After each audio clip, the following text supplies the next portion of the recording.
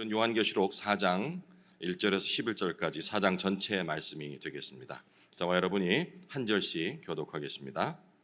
1절 제가 먼저 읽겠습니다. 이 일 후에 내가 보니 하늘에 열린 문이 있는데 내가 들은 바 처음에 내게 말하던 나팔 소리 같은 그 음성이 이르되 이리로 올라오라. 이후에 마땅히 일어날 일들을 내가 네게 보이리라 하시더라.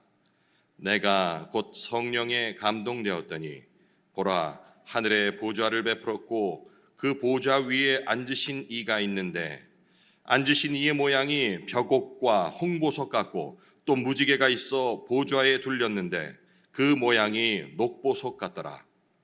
또 보좌에 둘려 24보좌들이 있고 그 보좌들 위에 24장로들이 흰 옷을 입고 머리에 금관을 쓰고 앉았더라. 보좌로부터 번개와 음성과 우레소리가 나고 보좌 앞에 켠 등불 7이 있으니 이는 하나님의 7 영이라. 보좌 앞에 수정과 같은 유리바다가 있고 보좌 가운데와 보좌 주위에 4 생물이 있는데 앞뒤에 눈들이 가득하더라. 그 첫째 생물은 사자 같고 그 둘째 생물은 송아지 같고 그 셋째 생물은 얼굴이 사람 같고 그 넷째 생물은 날아가는 독수리 같은데 네 생물은 각각 6 날개를 가졌고 그 안과 주위에는 눈들이 가득하더라. 그들이 밤낮 쉬지 않고 이르기를 거룩하다 거룩하다 거룩하다 주 하나님 곧 전능하신 이여 전에도 계셨고 이제도 계시고 장차 오실 이시라 하고 그 생물들이 보좌에 앉으사 세세토록 살아계시는 이에게 영광과 존귀와 감사를 돌릴 때에 24장로들이 보좌에 앉으신 이 앞에 엎드려 세세토록 살아계시는 이에게 경배하고 자기의 관을 보좌 앞에 드리며 이르되 우리 주 하나님이여 영광과 존귀와 권능을 받으시는 것이 합당하오니 함께 읽겠습니다. 주께서 만물을 지으신지라 만물이 주의 뜻대로 있었고 또 지으심을 받았나이다 하더라. 앞선 요한계시록 2장과 3장은 소아시아 7교회에게 보내지는 그런 주님의 편지로 구성이 되어 있었습니다. 그런데 이제 오늘 읽은 이 4장에 들어서면서 갑작스럽게 시선이 이동을 합니다. 더 이상 이 지상의 교회의 현실을 바라보는 것이 아니고 요한은 하늘에 열린 문을 통해서 다른 차원의 세계, 곧 천상에 있는 그 보좌 앞으로 이끌려 올라갑니다. 이전까지는 핍박받는 교회, 또 실망한 성도들, 혼란 중에 신음하는 그러한 그 시대의 현실이 초점이었지만 이 4장부터는 이 보이지 않던 세계, 하지만 본질적인 그런 실제인 하늘의 보좌가 중심 무대가 되겠습니다. 이 보좌라는 것이 단지 상징만을 의미하는 것은 아님을 우리가 또 잊지 말아야겠습니다. 이 보좌는 과연 누가 이 세상을 다스리는가에 대한 그런 질문에 대한 답이기도 하기 때문입니다. 1절 말씀 제가 다시 읽겠습니다. 이 일 후에 내가 보니 하늘에 열린 문이 있는데 내가 들은 바 처음에 내게 말하던 나팔 소리 같은 그 음성이 이르되 이리로 올라오라. 이후에 마땅히 일어날 일들을 내가 네게 보이리라 하시더라. 요한이 먼저 하늘에 열린 문을 바라보죠. 그 문은 우리 이 시대, 이 땅을 넘어선 그런 초월적인 그런 공간, 하나님의 나라를 볼 수 있는, 아니 하나님의 나라가 현현하는 그 통로가 되고 있는 겁니다. 한 인간이, 요한이라는 사람이 환상을 보는 것이 아니고 박해받고 있는 그 시대의 교회, 그리고 현재 이르기까지 그리스도를 주로 모시는 이 교회들이 바라봐야 할, 그리고 이 교회들을 하나님 나라로 초대하는 그런 초대와 같은 것입니다. 그 당시 지상에서는 로마 황제가 모든 것을 평정한 상태로 다스리고 있는 듯한 그런 현실이었습니다. 그가 최종 승리자처럼 보였겠죠. 그래서 성도들은 가타콤으로 숨고 또 순교하고 죽고 그리고 디아스포라, 사방으로 흩어지게 됩니다. 하지만 하나님은 그 눈을 들어서 지금 현상을 보고 있는 그 눈을 들어서 하늘을 바라보라라고 요한을 통해 얘기를 하는 것이죠. 이제 주로 이제 이 본문을 가지고 휴거를 설명하는 경우들이 많습니다. 교단에 따라서 이 휴거에 대한 입장이 조금 다르긴 한데요. 그런데 저는 이 휴거를 바라보는 것이 아니고 이 본문의 주된 초점이 이것이 아니라라고 저는 생각을 합니다. 중요한 것은 초대받은 위치. 그러니까 우리가 뭐 하늘로 들러 올라가니까 이걸 휴거라 한다. 주로 제일 많이 쓰는 데가 그 뭐 14만 4천 명 이러고 나오는 데 있죠. 예, 그런 쪽에서 이런 걸 해요. 왜냐하면 사람들이 그런 신령한 모습들 이 세상에서 있지 않을 것 같은 그런 모습을 상상할 적에 이게 겸허해지거든요. 그런 거를 이용을 하는 건데 지금 여기서는 하늘로 들려 올라간다보다는 그 하늘 위치를 주목을 해야 될 것 같아요. 그래서 개인적인 생각으로는 이 초대받은 위치가 바로 하늘, 이 땅이 아니죠. 이리로 올라오라 했으니까 거기서 바라보라는 겁니다. 우리가 이렇게 꼬맹일 적에 이렇게 밑에서 이렇게 볼 적에는 정말 커 보이던 건물들이 키가 이제 조금 150, 160 넘어가고 이제 남학생 같은 경우 170 이렇게 넘어가면은 그 동네를 가보면 이렇게 작았어? 시야가 낮기 때문이죠. 그런데 꼴랑 그거 한 3, 40cm 컸다고 가면은 이제 다 이제 뭐 조그만데? 라고 보이는 겁니다. 이와 같은 원리로 만약에 우리가 이렇게 하늘로 올려드려서 그곳에서 지금 현실을 본다 한다면 내가 이거 가지고 죽을 생각을 했단 말이야? 라는 관점의 변화를 볼 수가 있는 것이죠. 고난당하는 교회를 하나님 말씀하십니다. 너희가 지금 보는 것이 전부가 아니다. 더 높은 곳에서 더 깊은 차원의 내 뜻을 바라보아야 한다. 요한은 이 부름을 듣고 올라가죠. 오늘 이 메시지의 첫 번째 요청이 이겁니다. 올라오십시오. 요한에게 얘기했듯이 우리에게도 동일하게 말씀하십니다. 그 밑바닥에서 보이지 않는 것들을 그리고 눈에 보이는 것들을 판단하는 것이 아니고 올라오너라. 올라와서 하늘의 관점에서 이 세상을 내려다보아라. 그러면 견딜 수 있을 것이야. 2절 내가 곧 성령에 감동되었더니 보라 하늘의 보좌를 베풀었고 그 보좌 위에 앉으신 이가 있는데 보좌라는 단어가 계속해서 나오죠. 트로노스라는 헬라어인데 이 보좌라는 건 짐작하시듯이 왕의 통치 자리 그리고 권력의 중심, 권위의 중심을 바로 보좌라고 얘기합니다. 요한계시록 4장과 5장에서 이 단어가 많이 나와요. 계속해서 나와요. 17번 정도 나오는데 요한이 처음 본 것은 우리가 요한계시록 하면 막 이렇게 막 짐승들도 생각하고 뭐 희한한 동물들, 뭐 모습들 이런 거 생각하잖아요. 희한한 존재들을. 그런데 요한이 처음 본 것은 짐승도 아니고 재앙도 아니고 바로 보좌였습니다. 그 보좌에 앉으신 이가 이름 없이 묘사되는데 왜냐하면 저는 그렇게 생각해요. 이게 말로서 설명할 수 있는 게 아니에요. 그렇잖아요. 인간의 언어가 우리가 지금 언어가 굉장히 많이 발전을 했고 발달을 했고 그 미묘한 뉘앙스를 느낀다 하지만 하늘 세계 그리고 하나님을 표현하기에는 턱없이 부족합니다. 뭐 우리가 뭐 선하다, 착하다, 영화로우시다 이거 얼마나 이 한계가 있는 단어들이에요. 그래서 이분 이름 없이 아마 묘사되지 않았을까라고 저는 그렇게 생각을 해봤습니다. 오직 찬양과 경배를 받으실 그분. 이어서 그분의 모습을 묘사하는데요. 3절 앉으신 이의 모양이 벽옥과 홍보석 같고 또 무지개가 있어 보좌에 둘렀는데 그 모양이 녹보석 같더라. 요한계시록 강해를 들으신 목사님 강해를 들으신 10번에 걸친 성경 속으로 성경 공부를 하신 분들은 설명 아마 들으셨을 텐데 목사님도 모른대요. 이 벽옥이 뭔지 홍보석이 뭔지 본 적이 없어서. 근데 어쨌든 귀한 거라는 그 느낌은 있죠. 근데 이게 그냥 갑자기 이렇게 요한이 들어선 게 아니고요. 구약 시대, 그러니까 에스겔서나 출애굽기의 구약에 보면은 그 하늘나라에 대한 그 환상들이 또 나오거든요. 그 환상을 모티브로 해서 한 그런 상징이라고 이해를 하시면 된다고 합니다. 그러니까 벽옥이 어떻게 생겼을까 이 검증을 해봐야지 뭐 이런 식의 접근보다는 하늘나라에 진짜 우리가 귀하다고 생각하는 그 모습들, 아름다운 보석들로 지장이 돼 있는 그런 모습들을 상상을 하시면 되겠습니다. 그러니까 그분의 존재가 단순히 거룩하고 영광스러운 그런 정도를 넘어서 온 피조물이 감히 범접할 수 없는 그런 초월적인 위엄이다. 이것을 표현하기 위함이다라는 정도만 이해를 하시면 되겠습니다.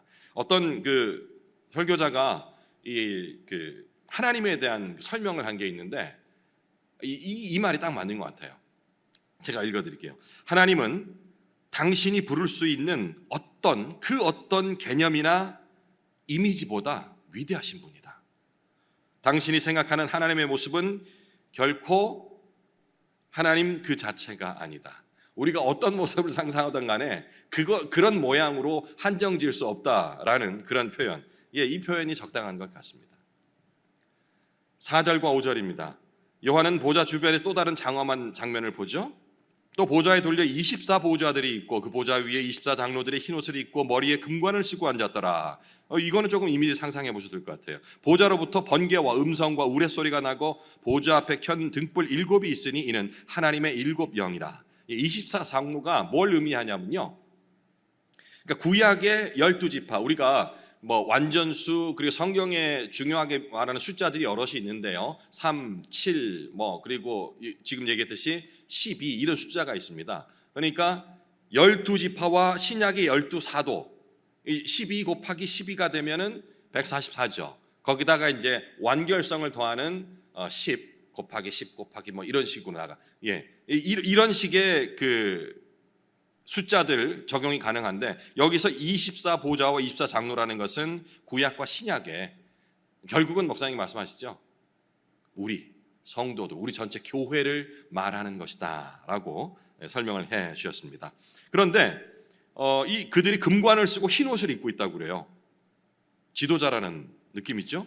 왕과 같은 자들이라 라고 묘사가 됩니다. 그런데 지금 이 4절 5절 말고 뒤에 가면 10절에 가면은 그들이 쓰고 있던 그 관을 벗어서 이 보좌 앞에 드리는 장면이 또 나와요. 이거는 그때 가서 다시 설명을 드리겠습니다. 6절과 7절, 보좌 앞에 수정과 같은 유리바다가 있고 보좌 가운데와 보좌 주위에 4생물이 있는데 앞뒤에 눈들이 가득하더라. 이런 것부터 이제 상상하기가 좀 어렵죠. 그 첫째 생물은 사자 같고, 둘째 생물은 송아지 같고, 셋째 생물은 얼굴이 사람 같고, 넷째 생물은 날아가는 독수리 같은데, 근데 이거를 이제 형상화 시키려니까 목사님 자주 사용하시는 표현, 괴물 같아요. 이렇게 사방팔 이상하게 돼 있고, 거기다가 또 넷인데 나중에 또 날개가 또 6이고, 그 다음에 더 뒤에 가면은 머리가 또 7이 됐는데 관은 또 10개고 막 이런 것 때문에 혼동될 수 있는데, 이걸 너무 문자적으로 그렇게 해석하시지 마시기 바랍니다. 그러면 너무 어려워져요. 4생물, 사자, 송아지, 사람, 독수리로 묘사된 이 존재는 그렇게 말씀하셨죠. 온 우주를 대표하는. 목사님 그때 설명 어떻게 하셨죠?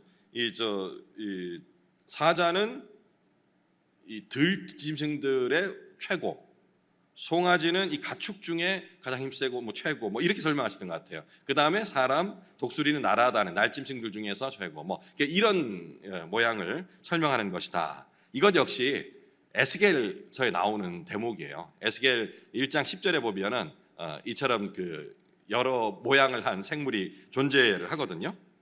사자, 소, 사람, 독수리, 이 존재들이 이 얼굴 네 방향이면 사방이죠, 그죠? 전체를 보고 있다라는 그 의미가 되겠습니다. 8절, 네 생물은 각각 6날개를 가졌고 그 안에 주위에는 눈들이 가득하더라. 그들이 밤낮 쉬지 않고 이르기를 거룩하다, 거룩하다, 거룩하다. 쉬지 않고 이르길, 이 부분은 이렇게 생각하시면 돼요. 찬양을 올려드리는 생각. 거룩 하듯이 거룩하다, 거룩하다, 거룩하다. 이 곡조가 있었겠죠. 주 하나님 곧 전능하시니여, 이 찬양입니다. 전에도 계셨고 이제도 계시고 장차 오실 이시라, 이렇게 하면서 찬양을 하는 거예요. 눈이 가득하다는 표현이 생각하면 좀 징그러울 수 있는데 상징적인 의미겠죠. 모든 것을 감찰하고 계신다, 모든 것을 다 보고 있다, 이런 식의 의미라고 생각하시면 되겠습니다. 피조물들이 끊임없이 주목하면서 그런 반응을 하고 있다는 얘기가 되겠죠. 자기만 보는 게 아니고 보좌를 바라보고 또 보좌에 앉으신 이를 응시하고 있다라는 그 사실, 이게 바로 우리에게 중요한 메시지를 던져주는 겁니다. 우리의 시선이 어디를 향하고 있는가? 2개밖에 없는 눈, 그나마 그것도 하늘은 못 쳐다보고 항상 땅 혹은 땅 밑 내 주위밖에 못 살피는 이런 부분들을 우리 삶에 적용해 볼 수 있겠죠.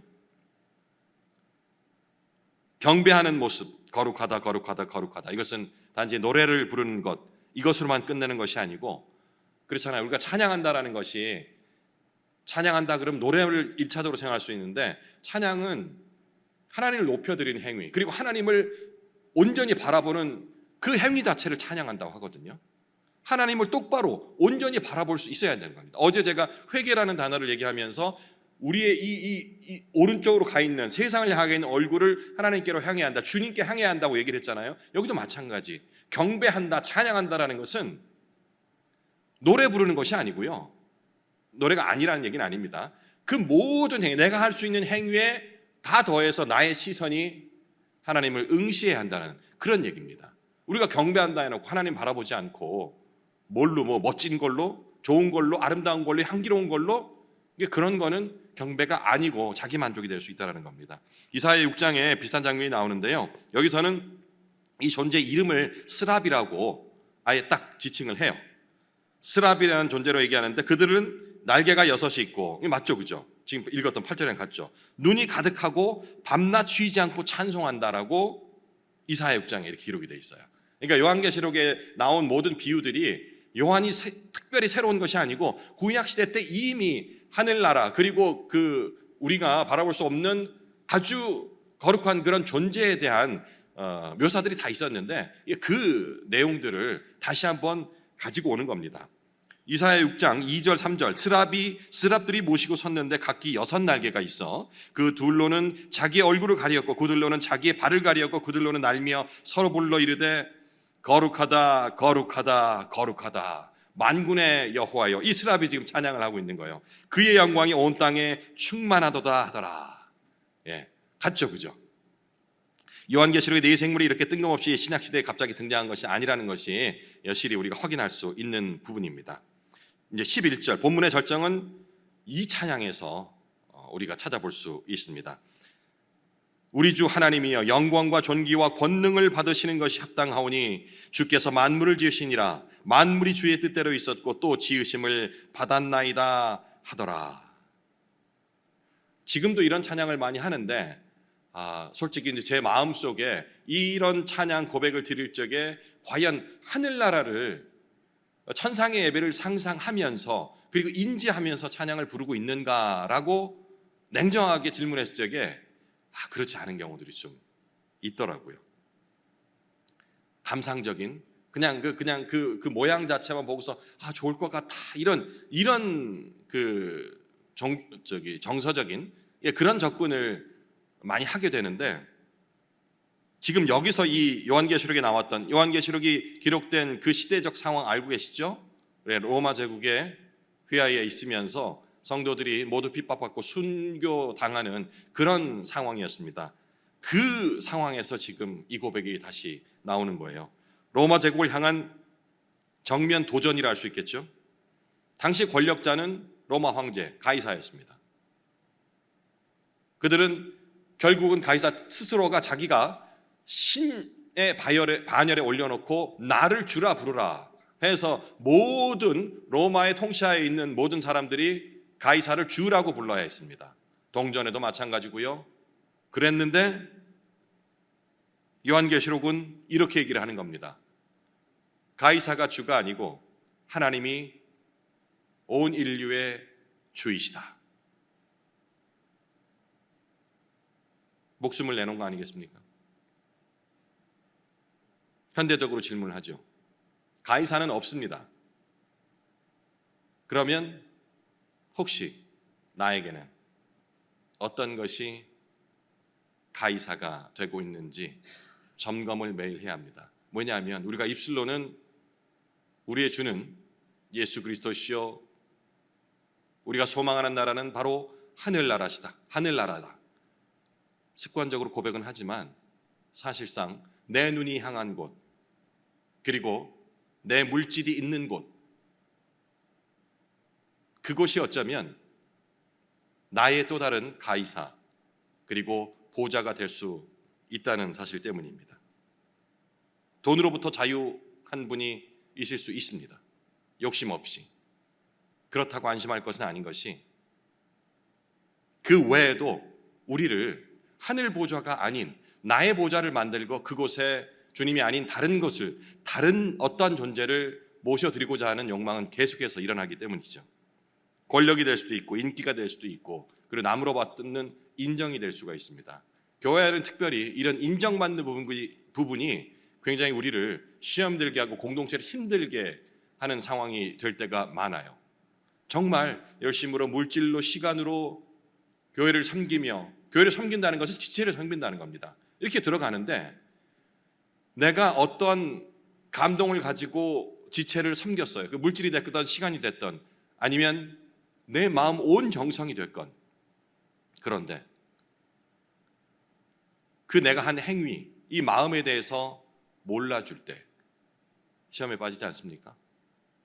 섭섭한 마음이 들지 않습니까? 바로 그것조차도 나의 가이사가 될 수 있다라는 그 사실을 인정을 해야 하는 겁니다. 누구나 마음의 보좌를 하나씩은 갖고 있죠. 마음의 보좌 자체가 없다라는 것은 그 사람은 인생에 소망이 없다는 겁니다. 보좌를 없애라는 게 아닙니다. 이 보좌에 누가 앉아 있는지를 냉정하게 체크를 해야 한다는 것이죠.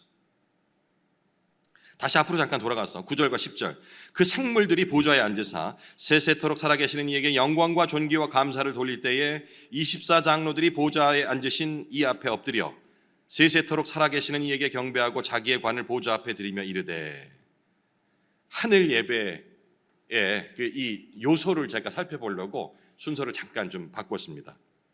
두 가지 요소가 있는데요. 하늘에서 드려지는 예배는, 첫 번째는 찬양입니다. 생물들은 하나님의 본질에 반응해서 끊임없이 찬양하는 것이죠. 그래서 우리가 이 땅에서 예배에서도 찬양이 빠져서는 안 되는 이유가 되는 것입니다. 찬양에 대한 기본적인 생각을 잘 가져야 되는데, 우리 기분적으로 하고 멜로디가 뭐 어떻게 또 감성적으로 혹은 나에게 팍 위로가 되는 뭐 은혜 위주 뭐 이런 그게 아니고요. 이 찬양이라는 것은 하나님을 높여드리는 행위입니다. 하나님만 드러나야 되는 거예요. 그래서 얼마 전에도 목사님 말씀하셨던 것 같은데, 예배와 관련된 이런 찬송을 부르면은 크게 감흥이 없고 이 개인의 삶과 지친 삶을 위로하는 듯한 이런 가사들이 많이 있는 곡들은 사람의 눈물을 펑펑 흘리면서 드린다. 사실은 그게 아니고 거룩하다, 거룩하다, 거룩하다, 이 말 자체의 그 큰 감동으로 인하여서 예배의 모습을 사모하는 그 가운데 우리가 감격의 눈물을 흘려야 된다라는 그런 말씀을 하셨어요. 저도 동의합니다. 그러려면은 내 마음속에 이 보좌에 하나님이 들어와 계셔야 돼요. 그래야지 그 예배를 사모하는 그 찬양, 사람을 위로하는, 내 마음을 위로하는, 내가 지금 얼마나 힘든데, 내 가족이 아프고 생사의 갈림길이 있는데 그런 위로의 찬양은 못하고 이거 뭘 좋다고 맨날 하나님 찬양합니다만 해 라는 마음이 든다면 어쩌면 내 마음속에 이 보좌에 하나님이 떠나 계신지도 모릅니다. 하나님께 올려드리는 그 예배 그 모습만 생각하여도 감격하고 모든 근심 다 내려놓고 하나님께 경배드립니다라는 고백만으로도 충분히 우리가 기쁨을 누릴 수 있어야 한다는 것이죠.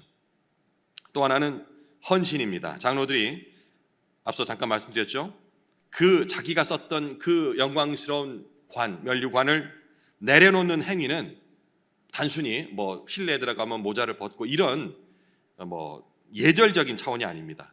그것은 나에게 주어졌던 그 영광, 동등한 위치에 주어졌던 왕 같은, 제사장 같은 그런 영광, 그리고 자기의 공로, 내가 했던 모든 것들, 그리고 이 세상에서 누렸던 이 모든 지위들을 전부 내려놓고 오직 하나님께만 모든 존귀와 권세를 돌린다라는 그런 상징적인 의미가 되겠습니다. 우리가 천국에 가면 상급을 받는다 뭐 이런 얘기를 하는데, 글쎄요, 저는 안 가봐서 모르겠는데 진짜 어떤 우리가 생각하는 그런 대가로 주어질지, 어떤 모양으로 칭찬을 하실지 그건 잘 모르겠습니다만은 어쨌든 이 24장로들은 그들이 받았던 그 공로, 치하, 심지어는 그 면류관까지도 보좌 앞에 내려놓는 행위, 나는 없고 오직 하나님만 있습니다 라는 이 고백을 주목해야 된다고 생각합니다. 왕관은 왕의 권위와 승리를 의미하죠.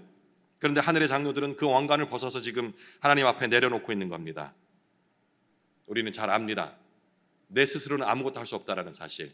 입술로는 고백하지만 때로는 내가 뭔가를 하고 싶은 그런 의지, 그리고 뭔가를 해내고 났을 때 오는 그 성취감에 매료될 때가 있거든요. 그런데 오늘 이 구절을 보면서 그것조차도 경계해야 하는 것을 우리가 깨달았으면 합니다. 그들의 승리는 궁극적으로 하나님이 주신 은혜이기 때문이죠. 자신의 이름이 아니라 하나님의 이름이 높아지기를 바라는 그런 행위라고 이해를 하시면 되겠습니다. 내가 주인 되었던 그런 자리를 내려놓고 예배라는 것에 대해서 정의를 내리겠습니다. 하나님께 그 자리를 돌려드리는 것이 바로 예배가 됩니다. 이 세상은 끊임없이 보좌를 흔들지요. 하지만 하늘의 보좌는 결코 흔들리지 않는다는 믿음을 가져야 합니다. 그래서 우리가 요한이 본 그 하늘 보좌를 같은 시각으로 2000년이 지난 이 시점에서도 바라보고 소망해야 하는 것입니다. 하늘을 응시하십시오. 오늘 이 예배당에서 나가면서 물론 위치적인 하늘, 하지만 그 가운데에서 우리 고개를 든다 해서 이 대기권을 본다는 자체가 하늘을 보는 건 아니겠죠. 하지만 영안의 눈을 열어야 된다는 얘기입니다. 우리의 시선을 아래, 땅이 아닌 위로 향해야 하고, 그리고 입술의 찬양을 끊이지 않으시길 바랍니다. 나는 노래를 못 부르기 때문에, 아니요, 말씀드렸죠. 노래만이 찬양이 아니라라고요. 그냥 이 자연 만물을 보면서도 하나님을 높여드리는 행위가 바로 찬양이 되겠습니다. 그리고 내려놓아야 합니다. 지금까지 나에게 허락되었던 약간의 유익이든 아니면 사람들로 받던 존경이든 이 모든 것들을 내려놓아야 합니다. 그것이 물질이 될 수도 있습니다. 사람으로부터 받고 싶은 인정이 될 수도 있습니다. 이거를 내려놓아야 합니다. 이 나의 왕관을 주 발 앞에 내려놓는 것이죠. 그리고 마지막으로 철저히 신뢰해야 합니다. 끝이 안 보일 것 같은 이 세상, 하지만 이것도 유한한 것임을 이 요한의 시선을 통하여서 우리가 바라보았듯이 이 모든 세상은 그분의 뜻, 하나님의 뜻 안에서만 존재한다는 사실을 철저히 신뢰하십시오. 개인적으로 묵상 이어가시겠습니다.